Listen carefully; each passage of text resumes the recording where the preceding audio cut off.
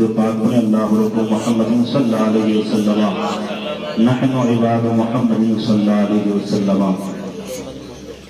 حضرات محترم، میں ایک اڑیسہ کا رہنے والا ہوں، اس اعتبار سے بریلی شریف میں ہم عجمی جیسے لوگ، جیسے عرب کے لوگ ہوتے ہیں، وہ عرب کے علاوہ جو دوسرے لوگ ہیں ان کو عجمی کہتے ہیں۔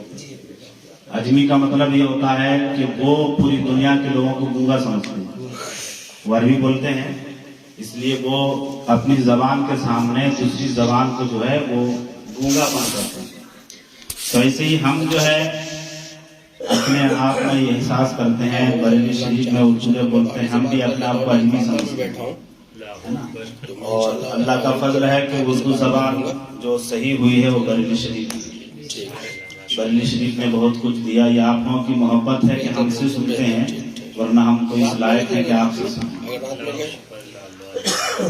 خطبہ مسنونہ کے بعد میں نے جس آیت کریمہ کی تلاوت کرنے کا شرف حاصل کیا، اللہ رب العزت قرآن مجید میں ارشاد فرماتا ہے، یا ایھا الذین آمنوا اتقوا اللہ حق تقاتہ ولا تموتن الا وانتم مسلمون۔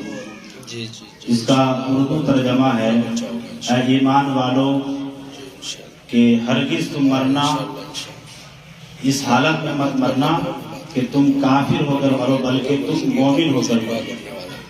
ایک تو کہ یا ایھا الذین آمنوا اتقوا اللہ، اے لوگو اللہ سے ڈرو، حق تقاتہ جیسے اس سے ڈرنے کا حق ہے، اللہ سے ڈرنے کا حق ہے۔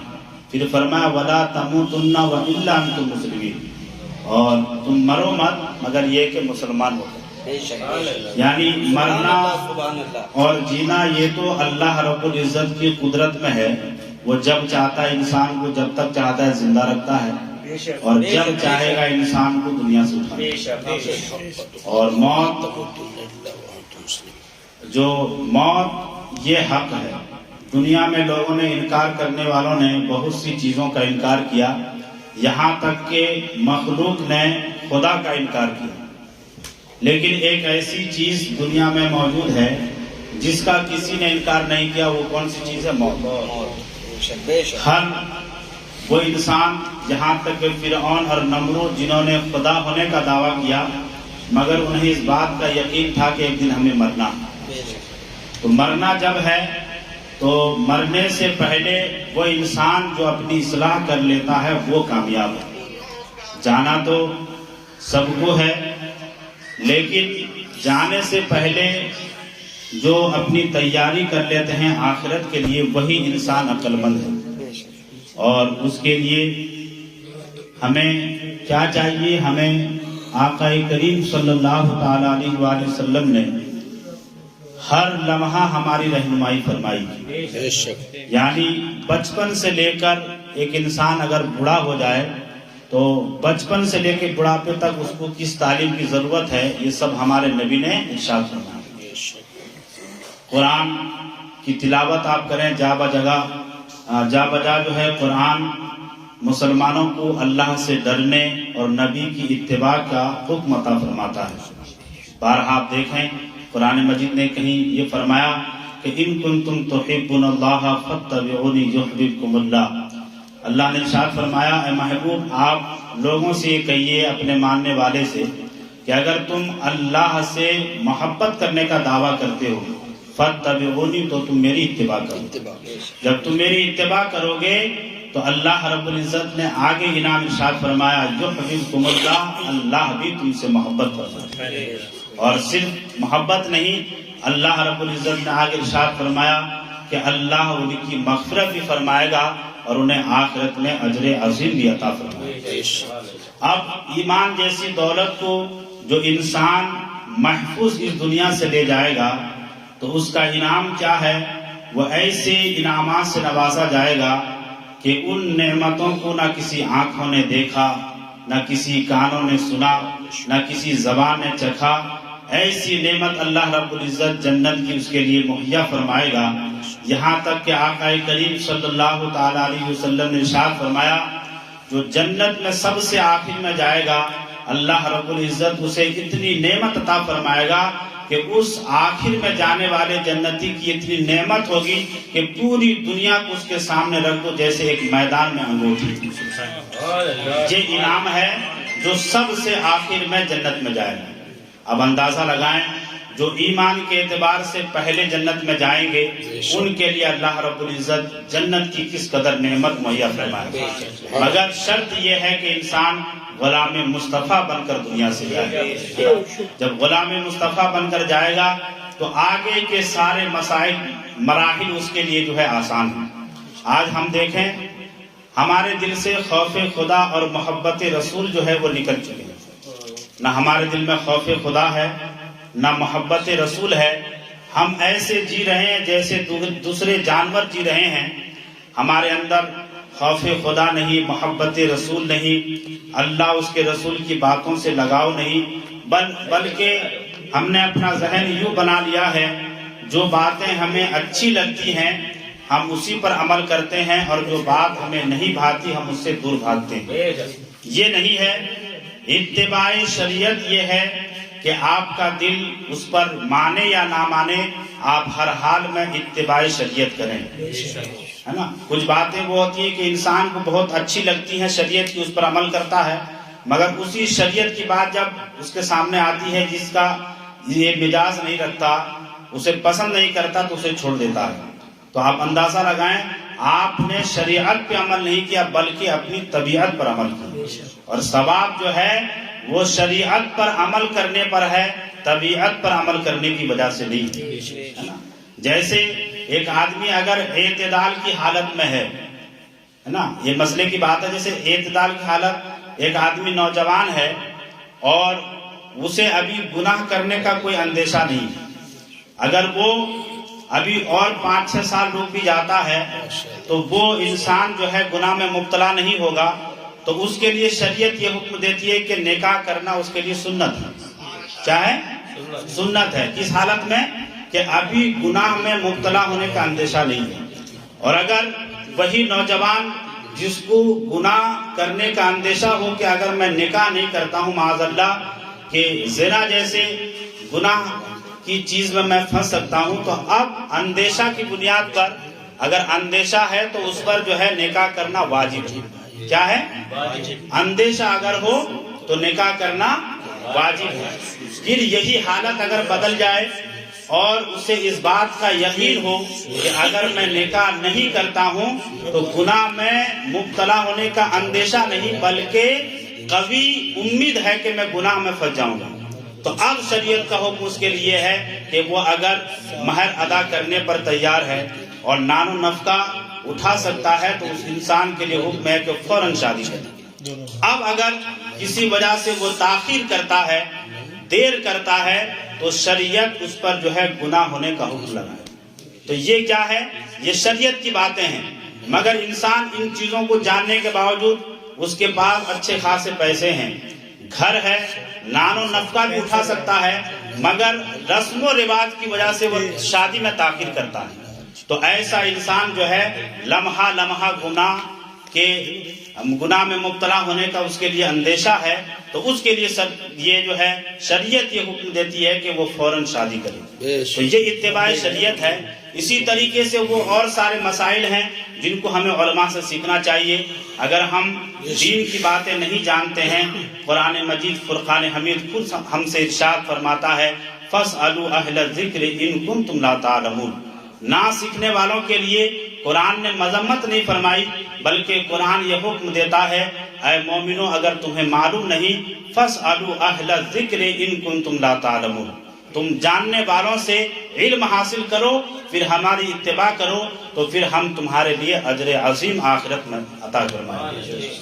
تو ہم اور آپ اللہ کے فضل سے مومن ہیں، اور ہم ایسے مومن ہیں کہ اسی روش پر قائم ہیں جس روش پر ہمارے آقا اور ہمارے آقا کے صحابہ اور ان کے متبعین موجود تھے. یعنی ہم اہل سنت والجماعت کے ایسی جماعت میں ہیں جس جماعت کے بارے میں آقا نے ارشاد فرمایا تھا کہ ما انا علی و اصحابی، جس پر میں اور میرے صحابہ ہوں گے، جو اسی طریقہ کار پر موجود ہوگا وہ 72 فرقوں میں سے 73 فرقوں میں سے ایک فرقہ ہوگا کہ 72 فرقے میرے امت کے جو ہے وہ جہنم میں جائیں گے، صرف ایک فرقہ جو فرقہ ناجیہ ہوگا وہ جنت میں داخل ہوگا۔ تو ہمیں جب اللہ نے ایمان سے نوازا ہے اور اپنے نبی کی امت میں ہمیں پیدا فرمایا، اگر وہ چاہتا ابراہیم، نوح اور موسیٰ، عیسیٰ، اسحاق، اسماعیل کسی کی امت میں وہ پیدا فرما سکتا تھا، ہے نا؟ وہ تو قادر مطلق ہے، مگر اس کی محبت دیکھو، اس نے اپنے محبوب کی امت میں ہمیں پیدا فرمایا۔ یہ محبت نہیں تو اور کیا ہے؟ اگر وہ چاہتا تو ہمیں حضرت شیش کی امت میں پیدا فرما دیتا، لیکن وہ اس نے یہ پسند فرمایا کہ ہمیں اپنے پیارے نبی کی امت میں پیدا فرمائے۔ تو اسی محبت کا تقاضا ہے کہ ہم قرآن اور حدیث پر عمل کریں۔ اور ایک آیت کریمہ اللہ رب العزت نے ارشاد فرمایا، یا ایھا الذین آمنوا اتقوا اللہ حق تقاتہ، اور ایک جگہ فرمایا وکونوا مع الصادقین کا لفظ کہ اے ایمان والو اللہ سے ڈرو اور سچوں کے ساتھ ہو جاؤ۔ اللہ سے ڈرو اور سچوں کے ساتھ ہو جاؤ۔ یہ کس سے کہا جا رہا ہے؟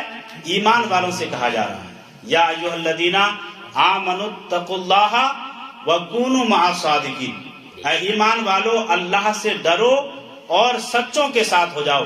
اگر میں مثال کے طور پہ آپ بتاؤں کہ سچوں کے ساتھ ہونے سے فائدہ کیا ہوتا ہے، آپ اندازہ لگائیں۔ ایک زمانہ ایسا تھا ہم عالم ارواح میں تھے۔ کہاں تھے؟ عالم ارواح میں تھے۔ عالم ارواح کیا ہے؟ وہ ایسا عالم ہے جہاں صرف روحیں رہتی ہیں۔ کیا رہتی ہیں؟ روحیں رہتی ہیں۔ پھر وہی روح جو ہے جسم کا لباس پہن کر زمین پر آتی ہے۔ ہم اور آپ سب کہاں تھے؟ عالم ارواح میں تھے۔ پھر ہم آئے اس عالم میں جسے عالم ناسوت کہتے ہیں۔ کیا کہتے ہیں؟ عالم ناسوت۔ اسی کا دوسرا نام ہے دنیا۔ کیا ہے؟ دنیا۔ دنیا یہ عربی کا لفظ ہے، جس کا مطلب ہے کہ وہ عالم جو بہت جلد ختم ہونے والا ہے۔ اس عالم کو دنیا اس لیے کہتے ہیں کہ یہ بہت جلد ختم ہونے والا ہے۔ عالم ارواح ایک زمانے سے ہے، عالم برزخ اس کا ایک زمانہ ہے، مگر یہ جو عالم ناسوت ہے جسے دنیا کہتے ہیں، اس کو دنیا اس لیے کہتے ہیں کہ ابھی یہ شروع ہوئی اور ابھی ختم ہونے والی ہے۔ ابھی شروع ہوئی اور ابھی یہ دنیا ختم ہونے والی ہے۔ تو ہم ایک سفر میں ہیں۔ اگر ہم دیکھیں عالم ارواح سے ہمارا سفر شروع ہوا، ہم عالم ناسوت یعنی دنیا میں آئے، پھر یہاں سے ایک سفر ہوگا۔ وہ سفر کہاں ہوگا؟ عالم برزخ کی طرف۔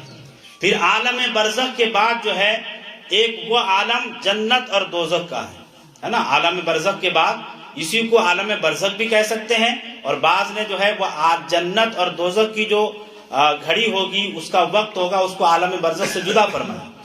تو ہم ایک سفر میں عالم ارواح سے عالم ناسوت میں آئے، پھر یہاں سے ہم کو عالم برزخ میں جانا ہے۔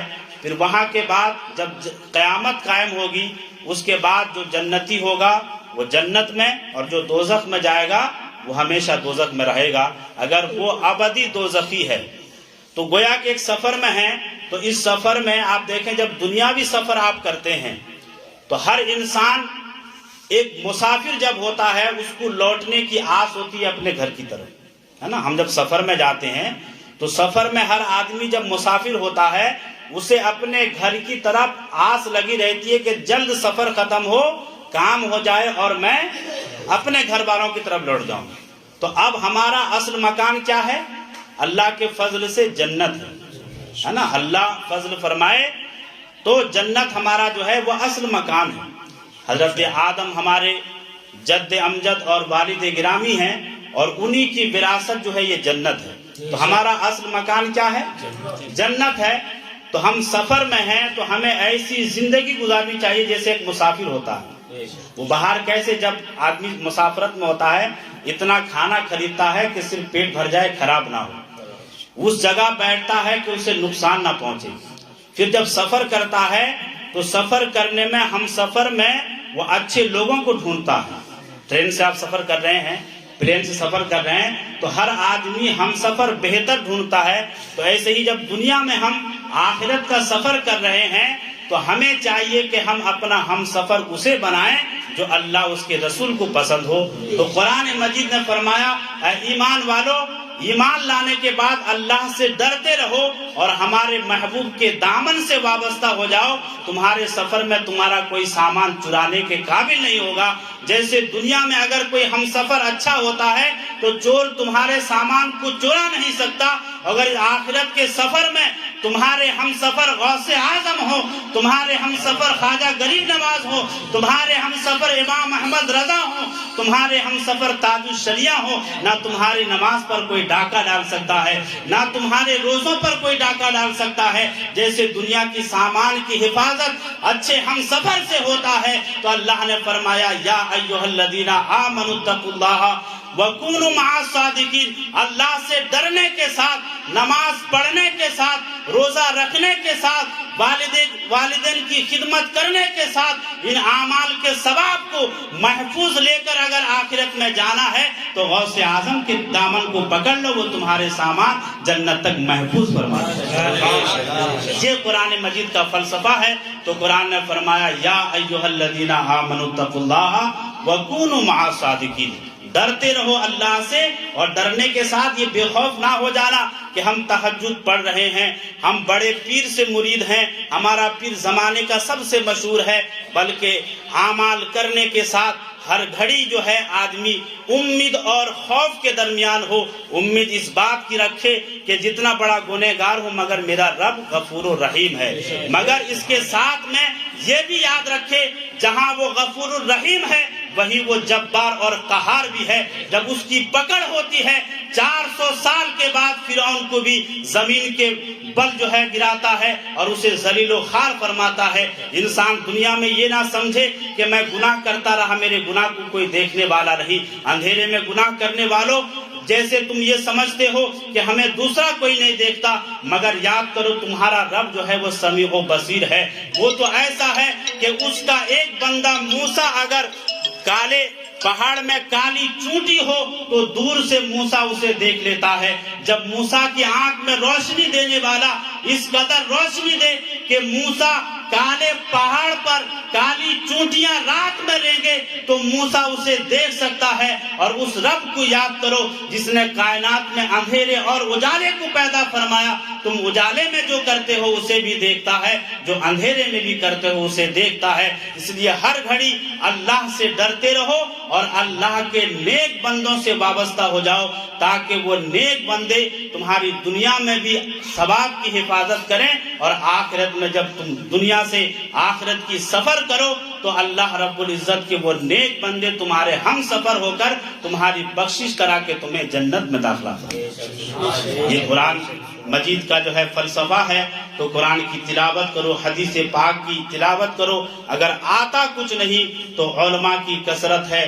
جہاں آپ دنیا کے کاموں میں گھنٹوں دیتے ہیں, 5 منٹ 10 منٹ اپنے عالموں کی صحبت میں بیٹھو. آپ کے جو ہے تعلقات میں کئی عالم ہوں گے, ہم ان سے دوسرے کام تو لیتے ہیں مگر دینی بات نہیں پوچھتے. آج حال ہمارا کیا ہو گیا, علماء سے تعلق ہے مگر علماء سے تعلق ہونے کی بنیاد پر علماء سے کیا فائدہ اٹھانا چاہیے, ان سے قرآن اور حدیث کا علم حاصل کرنا چاہیے.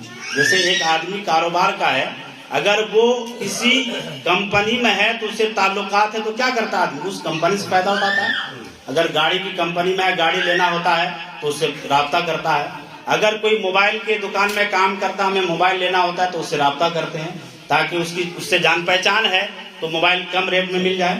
اگر کپڑا والا ہے تو کپڑا لیتے ہیں تو پہلے اس کی دکان میں جاتے ہیں. جیسے ہمارے شہید بھائی ہیں تو ہمارے جماعت کے لوگ جو کپڑا خریدنا چاہتے ہیں وہ ہمارے کیا کرتے ہیں, پہلے شہید بھائی کی دکان جاتے ہیں, اگر کپڑا پسند آ جائے تو لے لیتے ہیں, اور اللہ کرم سے پسند آتا ہی ہے. تو ایسے ہی جب دنیاوی تعلقات سے ہم فائدہ اٹھاتے ہیں تو آخرت کے تعلقات میں فائدہ کیا ہے. کسی عالم سے اگر آپ کی دوستی ہے اس سے آپ علم دین حاصل کیجیے. قرآن اگر آپ کو پڑھنا نہیں آتا, آپ کے والدین آپ کو پڑھا رہے تھے, آپ پڑھ نہ پائے, تو اب ہوش و حواس میں ہیں, اگر 6 مہینہ آپ کوشش کریں گے تو قرآن مجید پڑھ سکتے ہیں. اگر آپ کو اردو نہیں آتی, جہاں آپ کسی عالم کے حجرے میں جا کر 10 منٹ بیٹھتے ہیں, 5 منٹ اردو پڑھنا سیکھیں. ہے نا. یہ دنیا کا سفر کب ختم ہوگا کسی کو معلوم نہیں, اور یہ ایسا فیصلہ ہے. اللہ رب العزت نے ارشاد فرمایا اذا جاء اجلهم لا يستاخرون ولا يستقدمون, جب ان کی موت ان کے وقت پر آئے گی نہ ایک منٹ وہ آگے بڑھ سکتے ہیں نہ ایک منٹ پیچھے بڑھ سکتے ہیں. موت تو کسی کو بتا کر نہیں آتی. موت کا تو معاملہ یہ ہے کہ ماں کے گود میں چھوٹی بچی ہو تو موت جو ہے ماں کو بچی سے جدا کر دیتی ہے نا. جوان بیٹی گھر میں شادی کے لیے بیٹھی ہے, باپ کو اس گھر سے دور کر دیتی ہے.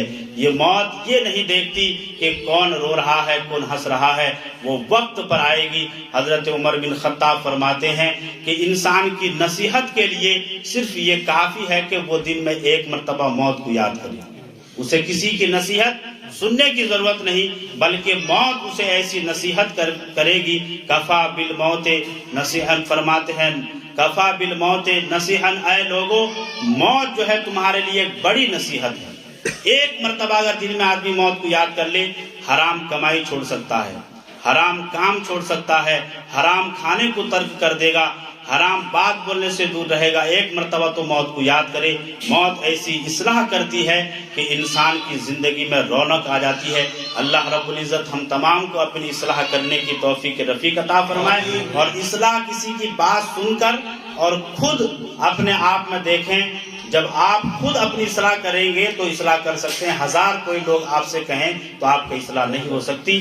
جب تک آپ اصلاح کرنا نہیں چاہیں گے, لوگ چاہے تم قرآن مجید اپنے سینے میں لٹکا لو, حدیث کی ساری کتابیں پڑھ لو, مگر جب تک آپ ارادہ نہیں کریں گے ہم اللہ کے نیک بندے ہو جائیں, اللہ کے محبوب بندے ہو جائیں, تو تب تک آپ کے اندر جو ہے اصلاح پیدا نہیں ہو سکتی. اللہ رب العزت ہم تمام کو نیک عمل کرنے کی توفیق رفیق عطا فرمائے, اور اپنے بزرگان دین سے ہمیں وابستہ رہنے کی توفیق رفیق عطا فرمائے. مسلک اعلیٰ حضرت میں زندگی گزارنے اور موت آئے. وما علینا البلاغ. السلام علیکم ورحمۃ اللہ وبرکاتہ.